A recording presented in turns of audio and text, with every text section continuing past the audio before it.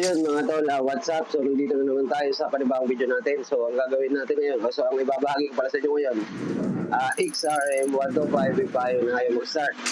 So pag ayaw mag-start, maraming dahilan kung bakit tayo mag-start ng motor. Mga possible goals. Pag hindi na kompleto yung tatlo na yan, hindi lang na rin yung motor natin. Kaya tara, samahan niyo ako.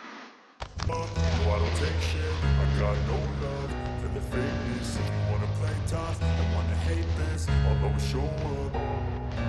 I don't ever slow up, no I don't take shit. I got no love for the fakeness. If you wanna play tough and wanna hate this, I'll always show up and make a statement. I don't ever slow up, no I don't take shit. I got no love for the fakeness. If you wanna play tough and wanna hate this, I'll always show up and make a statement. Everything I So, pag ayaw mag-start, so padaanin nyo sa troubleshooting procedure. Ano yung dapat tingnan? Nang una, gas, kuryente. So yun, ang pinakahuli sa lahat is compression. So compression, paano malalaman? So sa kicker pa lang malalaman nyo na pag malambot padyakan, ibig sabihin kalimitan yan kasi ang XRM hindi yan hindi agad-agad dumudulas ang nito kicker pag kahit tong clutch lining ay manipis. So yan, so sa kicker nyo malalaman kung loss compression o kaya ito dahil loss compression. Ayan, makikita nyo binabaklasin natin. So babaklasin natin yan, magpapalit tayo ng block. Siyempre refresh na din dito sa head, so lilinisin natin yan.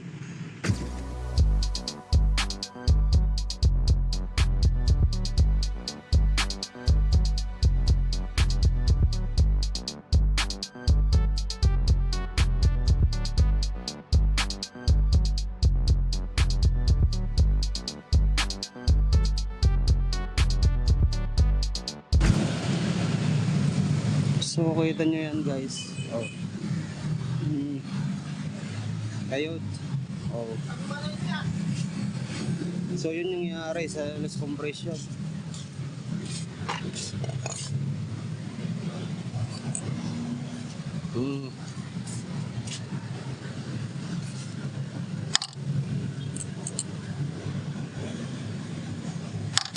So yun na nga guys yung problema nitong ginagawa natin kasi kung bakit ayaw mag-start dahil loss compression nga. So makikita nyo naman yung block. So ito ang cylinder head, lilinisin na lang natin to. Ayan, sobrang daming tagas. So di natin alam kung nabusan ka ng langis or what, kung ano nangyari o sa takbo lang dahil kita nyo naman gas-gas yung block. So yun, dito muna tayo kasi ililinisin ko muna yung mga parts. So sa panglinis pala ng makina, kung gusto nyong umorder, kasi ang ginagamit ng panlinis yung degreaser na kulay, so kukuhanin ko lang para makita nyo. So ito yung ginagamit ko na degreaser. So ito hanggang dyan pa. So nakakadalawang motor na to, isang Aerox at saka isang MIUI. So sa loob lang ng makina ko to ginagamit. Yan. Tsaka yung mga langis lang talaga sa ano. So maganda to para sa paglilinis ng makina, lalo yung mga may langis. So ito, kung gusto niyo umorder nito, try nyo para makita nyo kung ano yung resulta, kung ano yung sinasabi ko na magandang panglinis to. So ibabad nyo lang, tapos pag nakababad na, konting kuskus, or kung wala kayong pang kuskus, mas maganda nga siguro kung may pressure washer kayo, so hindi nyo na kailangan kuskusin, tanggal agad siya. Pag wala naman, kailangan nyo kuskusin ng konti yung yung mga langis para makita nyo yung talagang full result nito. So ayan, kung gusto nyo umorder, lalagay ko yung yung link o yung tag ng product para ma-order kayo. So ayan, bababad muna natin to. So spray lang to guys, spray nyo lang dyan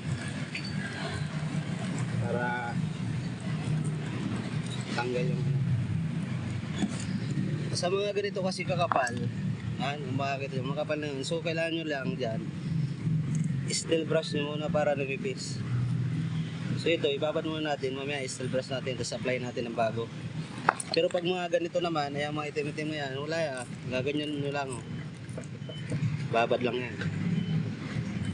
Tapos konting kuskus lang ng sipilyo or paintbrush, okay na yan.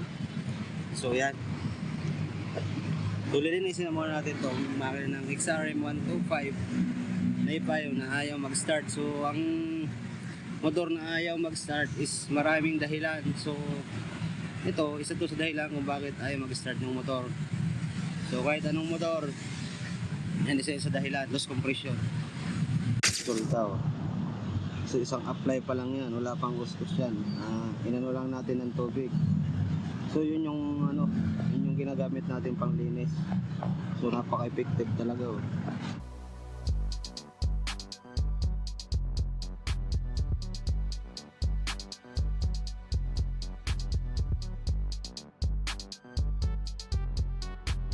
Walang isang-is lang din naman. Ay nako,